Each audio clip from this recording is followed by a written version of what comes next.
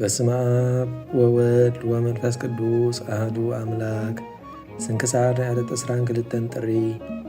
በዛ ዕለት እዚኣ ዓብይን ክቡርን ኣቦ ኮኸብ ገዳም ኣቦኦም ንኹሎም መነኮሳት ኣባ አንጦንዮስ ዓረፈ። እዚ ቅዱስ እዚ ካብ ዓዲ ቅማን ካብ ሃገር ግብፂ ሰሜን ምስሪ እዩ። ወለዱ ክርስቲያን ነበሩ። ንሱ ኸዓ ካብ ንእስነቱ ጐርሒ ክፍኣት የብሉን። ምስ ወለዱ ናብ ቤተ ክርስቲያን ክኸይድ ከሎ ቁርባን ይቖርብ እሞ ምስቶም መሓዙቱ ህፃናት ኣይሳለቕን ፈጺሙን ኣይፃወትን ነበረ። ቁሩብ ዕብይ ምስ በለ ርእሱ ኣድኒኑ ንወለዱ ይእዘዞም ነበረ። 7 ዓመት ምስ ገበረ መጽሓፍቲ ቤተ ክርስቲያን ተምሃረ። ሽዑ ኣብቲ ግዜቲ ናይ እስክንድርያ ሊቀ ጳጳሳት ኣባ ቴዎናስ ተሸይሙሉ ዘነበረ ዘበን እዩ። ናይ ኣባ አንጦንዮስ ዜና ምስ ሰምዐ ኸዓ ሊኢኹ ናብኡ ኣምጽኦ መረቖ እሞ ብዛዕባኡ ኸዓ ተነበየ።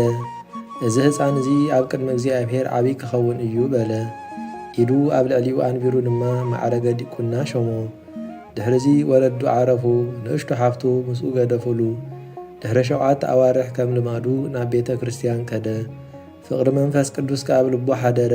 ሽዑ ማሕበር ሓዋርያትሲ ከመይ ኢሎም እዮም ኩሎም ተግባሮቶም ሓዲጎም ጥሪቶም ሸይጦም ናብ እግሪ ሓዋርያት ዘምጽእዎን ዘእትውዎን ዝነበሩ ከምቲ ኣብ ዜና ሓዋርያት ተጻሒፉ ዘሎ ኢሉ ሓሰበ። እቲ እግዚኣብሔር ዘዳወለወሎም ተስፋ ኣብ ሰማያት ዝረኸብዎ ጥዕልልትስ ከመይ ዝበለ ኮን ይኸውን እናበለ ኩሉ ግዜ ብዛዕባ እዚ ይሓስብ ነበረ። መሊሱ ድማ ኣብ ቅዱስ ወንጌል ዘሎ ናይ ጐይታና ቃል ዘከረ። እቲ ነቲ ሃብታም ዝበሎ ፍጹም ክትከውን ተደሊኻ ኪድ እሞ ኩሉ ጥሪትካ ሸጥካ ንድኻታት ሃብ ኣብ ናይ ሰማያት ሳንዱቕ ግበሮም እሞ ንዓ ሰዓበኒ ዝበሎ ቃል ዘከረ። አንጦንዮስ ከዓ ካብ እግዚኣብሔር ቅዱስ ሓሳባት ተቐበለ። ብልቡ ከዓ ዝቓል እዚ ብዛዕባኡ ከም ዝተባህለ ገይሩ ሓሰበ። ሽዑ ካብ ቤተ ክርስቲያን ወፀ። ነብኡ ጽቡቕን ገፊሕን ምድሪ ነበሮ። እዚ ነቶም ደቂ ዓዲ ገደፈሎ። እቲ ዝገደፍሉ ንብረትን ገንዘብን ንድኻታትን ንመሳኪንን ዓደሎ። ንሓፍቱ ሒዙ ከዓ ናብ ደብረ ደናግል ወሰዳ። ንሱ ከዓ ብጾምን ብጸሎትን ክጋደል ጀመረ። ቅድሚቲ ግዜቲ ግብሪ ምንኩስና ኣይነበረን ኣይተረኣየን። እንታይ ደኣ ንእግዚኣብሔር ከገልግል እየ ዝበለ ካብቲ ዓዲ ቁሩብ ውፅእ ኢሉ ብተጋድሎ ብተጸምዶ በይኑ ይነብር ነበረ። ኣባ አንጦንዮስ ከዓ ከምኡ ገበረ። ሰይጣን ከዓ ብትህኪትን ግብሪ ሓጢኣት ብምሕሳብን ይከራኸርዎ ነበረ። ከምኡውን ብሕልሚ ገጽ ሰበይቲ የምጽኣሉ እሞ ንሳ ከዓ ከምዚ ምስኡ ትድቅስ ይመስሎ። ንሱ ግና ነዚ ኩሉ ሕማቕ ተግባራት ብሓይሊ እግዚኣብሔር ይቃለሶ ነበረ። ካብኡ ናብ ገምገም ባሕሪ ከይዱ ሓደ ጸቢብ ሰፈር ሃነጸ። ኣብኡ ኸዓ ተቐመጠ። ነታ ጸባብ ገጹ ዓጺኡ ድማ ኣብኡ ተጋድሎ ይጋደል ነበረ። ኣዝማዱ ኮነ ዝፈልጥዎ ሰባት ድማ ይበጽሕዎ፣ መግቡ ድማ የምጽእሉ ነበሩ። ሰይጣናት ነዚ ርእዮም ቀንኡሉ። መጺኦም ከዓ ብዓብይ ማሕረምቲ ዘበጥዎ፣ ደርብዮም ከዓ ሓደግዎ። ኣዝማዱ ክበጽሕዎ ምስ መጹ ከም ውት ተደርቢዩ ረኸብዎ። ተሰኪሞም ናብ ቤተ ክርስቲያን ወሰድዎ እሞ ጐይታ ከዓ ካብ ሕማሙ ፈወሶ ኣሕወዮ። ምስ ተፈለጦ ምስ ነቕሐ ድማ ናብ ቦትኡ ተሰኪሞም ክወስድዎ ለመኖም እሞ ንሳቶም ድማ ወሰድዎ። ንሰይጣናት ምስ ኣሰነፎም ብብዙሕ ምትሃት መሲሎም መጹ። በምሳል ኣራዊት፣ ኣናብስት፣ ተዃሉ፣ ገባብል፣ ዕንቅርቢታት መሲሎም መጽዎ እሞ ነፍሲ ወከፎም ተንተንሲኦም ከፍርህዎ ይቐርብዎ። ንሱ ግና ይሳለቐሎም ኣብ ልዕለይ ስልጣን ተሊኩምሲ እስከ ኣሰንፉኒ ይብሎም እሞ ሽዑ ከም ትኪ ብትን ይብሉ። ምኽንያቱ ጐይታ ኣብ ልዕሊ ሰይጣናት ናይ ምስናፍ ስልጣን ስለ ዝሃቦ። በዚ ካብ ሕማምን ካብ ተጻብኦ ሰይጣናትን ዓረፈ። ካብ ዓመት ናብ ዓመት ከዓ 7 ግዜ ጥራይ ብፀሓይ ዘብሰሎ መግቢ ይበልዕ ነበረ። ናብ በዓቱ ማንም ሰብ ክኣቱ ኣይፈቅድን። እንታይ ደኣ ኣብ ደገ ደው ኢሉ ቃሉ ይሰምዕ ነበረ። ከምዚ ኢሉ ንጽድቂ ተቖሪኑ 10 ዓመታት ተጋደለ። ድሕሪዚ ጐይታ ንሰብ ከጸናንዖም ፍጹም ፍርሓት እግዚኣብሔርን ኣምልኾቱን ክምህሮምን ኣዘዞ። ናብ ሃገረ ፍዮም ከይዱ ከዓ ንብዙሓት ኣሕዋት መሃሮም። ብሕጊ እግዚኣብሔር ከዓ ኣጽንዖም። ካብ ኣድባራትን ካብ ብዙሕ ዓድታትን ተኣኪቦም ከዓ ንሰናይ ግብሪ ዝጋደሉ ኮኑ። ንሱ ከዓ ናብ ደብሩ ተመልሰ። በቲ ግዜቲ ንክርስቲያን ምስጓግ ኮነ። ብዙሓት ናይ ሰማዕትነት ኣኽሊል ተቐበሉ። ንሱ ከዓ ሰማዕትነት ክቕበል ደለየ። ደብሩ ገዲፉ ድማ ናብ ሃገረ እስክንድርያ ከይዱ ብጐይታና ኢየሱስ ክርስቶስ ተኣመነ። ፈጺሞም ግን ኣይሓዝዎን ቁሊሕ ኣይበልዎን። ነቶም ዝተኣስሩ ኣመንቲ ከዓ በፅሖም እሞ ኣጸናንዖም። እቲ ገዛኢ ንእንጦንዮስ ከም ዘይፈርሕ ምስ ረኣዮ ነቶም ወተሃደራት ኣብቲ ዘሳቀይሉ ከባቢ ማንም መነኮስ ከይረአ ከይመጽእ ኢሉ ኣዘዞም። እንጦንዮስ ግና ኩሉ ግዜ ኣብ ቅድሚኡ ብግልፂ መጺኡ ይረኣዮ፣ ክቆጥዖ እሞ ክሳቀዮ ከቐትሎ ሰማዕትነት ክረክብ ኢሉ ድማ ከቢድ ነገራት ይዛረቦ ነበረ። እቲ ገዛኢ ግን ዋላ ሓንቲ ኣይተዛረቦን፣ ኣብ ልዕሊ ድማ ዋላ ሓንቲ ሕማቕ ኣይገበረን። እዚ ከዓ እግዚኣብሔር ንጥቕሚ ብዙሓት ኢሉ ስለ ዝሓለዎ እዩ። እቲ መዋዕል ስደት ብቅዱስ ጴጥሮስ ተፍጻሜ ሰማዕት ናይ እስክንድርያ ሊቀ ጳጳሳት ምስ ተፈጸመ ቅዱስ እንጦንዮስ ድማ ብፍቓድ እግዚኣብሔር ናብ ደብሩ ተመልሰ። እቲ ዝኽደኖ ክዳን ማቕ ኣጎዛ ኣባጊዕ እዩ። ብኩሉ ዘበን ህይወቱ ማይ ኣይተሓጽበን። ብዙሓት ሕሙማን ናብኡ ይመፁ ነበሩ። ንሱ ከዓ ጸልዩ የሕውዮም ነበረ። ብዙሓት ሰባት ትምህርቱ ክሰምዑ ናብኡ ከመፁ ምስ ረኣየ ከምቲ ዝደልዮ በይኑ ምንባር ምስ ከልእዎ ትዕቢት ከይመጾ ፈርህ እሞ ናብ ላዕላይ ግብፂ ኣብ ዘይረኽብዎ ቦታ ክኸይድ ሓሰበ። ካብ ገሊኦም ኣሕዋት ንእሽቶን ጌራ ወሲዱ ናብቲ ገምገም ባሕሪ ከደ። መርከብ ተሰቒሉ ናብ ዝደለዮ ክኸይድ ኢሉ ድማ ይጽበ ነበረ። ሽዑ ካብ ሰማይ ኦ እንጦንዮስ እንታይ ትደሊ ናባይ ከትኸይድ ኣለኻ ዝብል ቃል ናብኡ መጸ። ንሱ ከዓ ብዙሓት ሰባት ናባይ እናመፁ በይነይ ምንባር ከሊኦምኒ ስለዚ ናብ ላዕላይ ግብፂ ክኸይድ ደልየ በሎ። እቲ ቃል ከዓ ከምዚ ኢሉ መለሰሉ ናብ ላዕላይ ግብፂ ክትከይድ እንተደሊኻ ድኻምካ መሊሱ ክውስኽ እዩ። በይንኻ ክትነብር እንተደሊኻ ድማ ናብቲ ገዳም ናይ 3 መዓልቲ መንገዲ ኪድ በሎ። ሽዑ ኣዕራብ ሰባት በታ መንገዲ ክኸዱ ዝደልዩ ረኣዮም እሞ እንጦንዮስ ከዓ ናብኦም ከይዱ ናብቲ ዝኸድዎ በረኻ ምስኦም ክኸይድ ለመኖም። ንሳቶም ብሓጎስ ተቐበልዎ። 3 መዓልቲ ምስኦም ከደ። ኣብቲ ደብሪ ክሳዕ ዝበጽሕ ኣጸቢቑ ርሑቕ ነበረ። ኣብኡ ከዓ ጽሩይ ጥዑም ዝሑል ማይ ነበረ። ሆሳእና ብዙሕ ተምርን ነበሮ። ቅዱስ እንጦኒ ነቲ ቦታ ፈተዎ። ጎይታና ከዓ ካብ ገምገም ባሕሪ ጸዊዑ ናብዚ ዘዳለወሉ ቦታ ስለ ዘምጽኦ ኣብቲ ቦታ እቲኣ ከዓ ተቐመጠ። ዓረብ ከዓ መግቢ የምጽእሉ ነበሩ።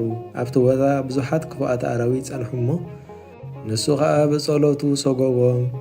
ሓደ ሓደ ግዜ ናብ ደብሩ ናብቲ ገምገም ወፂኡ ነቶም ኣብኡ ዘለዉ ኣሕዋት ይበጽሖም፣ ኣጸናኒዕዎም ከዓ ናብ ቦትኡ ይምለስ ነበረ። ዜንኡ ኣብ ጻድቕ ንጉስ ቆስጠንጢኖስ ተሰምዐ።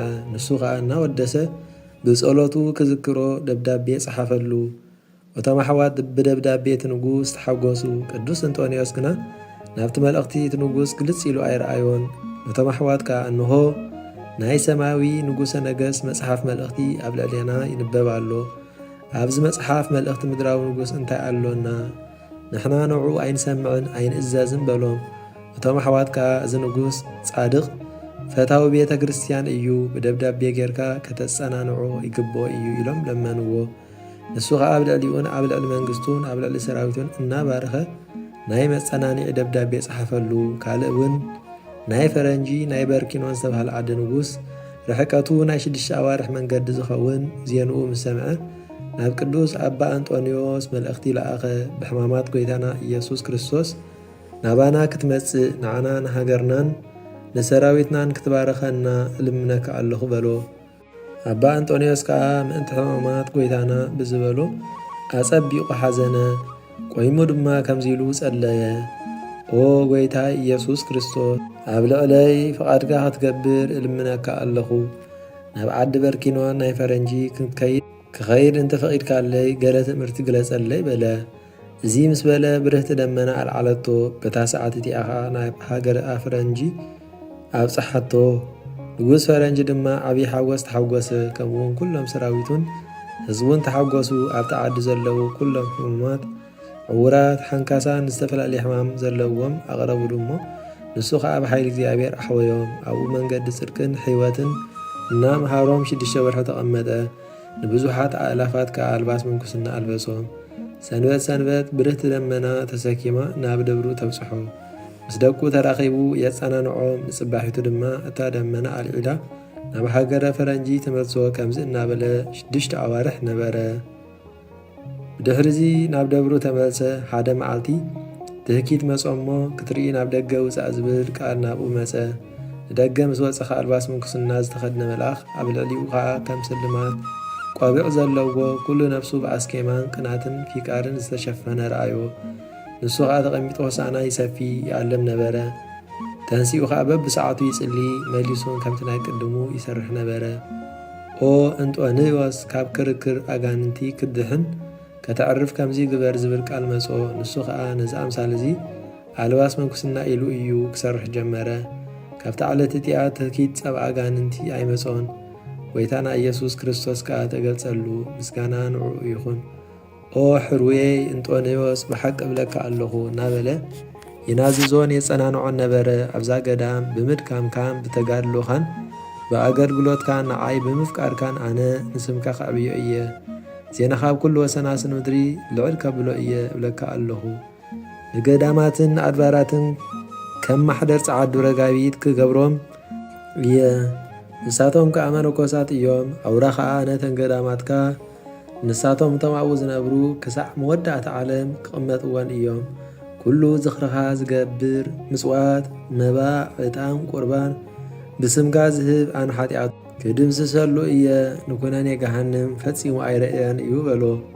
ነዚ ስጋኻ ኣብኡ ዝቐብሮ ደብሪ እውን ኣነ ኣጸቢቐ ልዕል ከብሎ እየ። ኣብኡ ከዓ ጻድቃን ኣምሳል መላእኽቲ ዝኾኑ መነኮሳት ከንብር እየ። ካብኣቶም ክሳዕ መወዳእቲ ዓለም ሊቅ ሕያዋይ ሰብ ኣይሰኣንን እዩ። ናይ ነገሥታት ምድርን ንዝተሸሙ መሳፍንትን ኣመሓሒዞም ናብ ደብርኻ ናብ ደቅኻ ናብቶም ትእዛዘይ ዝሕልውን ከም ዝመጹ ክገብሮም እየ። ጎይታና እዚ ኢሉ ብዓቢይ ክብሪ ናብ ሰማያት ዓረገ። ኣባ አንጦንዮስ ከዓ ዓቢይ ሓጐስ ተሓጐሰ። ንቤተ ክርስቲያን ብዛዕባ ምዕናዋ ተነበየ። ብሃይማኖት ጎደሎ ዝኾኑ ኣብ ልዕልያ ክሽየሙ እዮም። ድሕሪዚ ድማ ከም ናይ ቀደም ስርዓታ ክትምለስ እያ እናበለ ተነበየ። ብዛዕባ መነኮሳት ድማ ንሳቶም ክበዝሑ ኣጸቢቖም ክውስኹ እዮም። ገዳማትን ኣድባራትን ክመልኡ እዮም። ኣብ ከተማታት ኣብ ዓድታት ኣብ ማእከል ዓለም ክነብሩ እዮም ኢሉ ተነበየ። ብዛዕባ መወዳእቲ ዓለም እውን ተነበየ። ንሱ ንኣባ መቃርስ ኣልባስ ምንኩስና ዘልበሶ እዩ። ንሱ ረድኡን ወዱን እዩ። ንሱ ከዓ ኣባ አንጦንዮስ ኣጸናንዖ፣ እቲ ኻኡ ዝኸውን ድማ ኣረድኦ። ድሕሪዚ ኣባ ቡላ ርእሲ ገዳማውያን ናብኡ መጸ።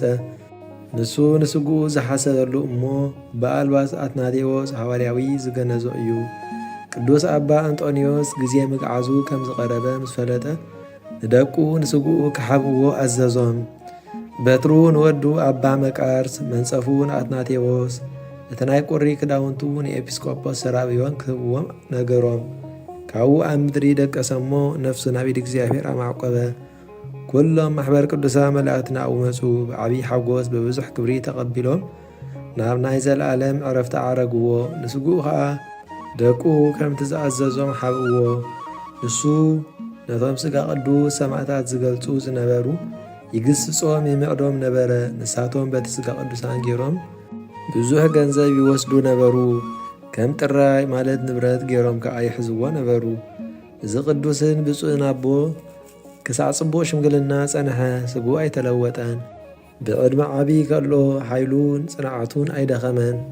መዋእሉ ምሉእ ማይ ኣይተሓጸበን። ኩሉ ዕድሚኡ 120 ዓመት ምስ ኮነ ብሰላም ዓረፈ። ቅድስቲ በረኸቱ ሓይሊ ጸሎቱን ምሳና ተኾን ዘለዓለም ዓለም አሜን። ሰላም ለብህታውየከ እንበለ ሕጸጽ ወንትጋ ውስተ ናይ ስከም ዖፍ ወበቤት አምሳለ ጉጋ ብእስየ ሰማይ እንጦንዮስ ወመልአከ ምድር በጸጋ ለቤተ ብለንየ ዘያስተረኩስ ሕጋ መዋእለ ሕይወቱ በማይ ኢተሓጽበ ሥጋ። በዛ ዕለት እዚኣ ነሚናስ ኤጲስቆጶስ ናይ ማፍን መዘከርቱ እያ። በረኸቱ ምሳና ይኹን ዘለዓለም ዓለም አሜን። ምስጋና ንኣብን ወልድን መንፈስ ቅዱስን ሎምን ኩሉ ሰዓን ዘለዓለም ዓለም ይኹን። ስንክሳር ናይ ዕለት 22 ጥሪ ተፈጸመ።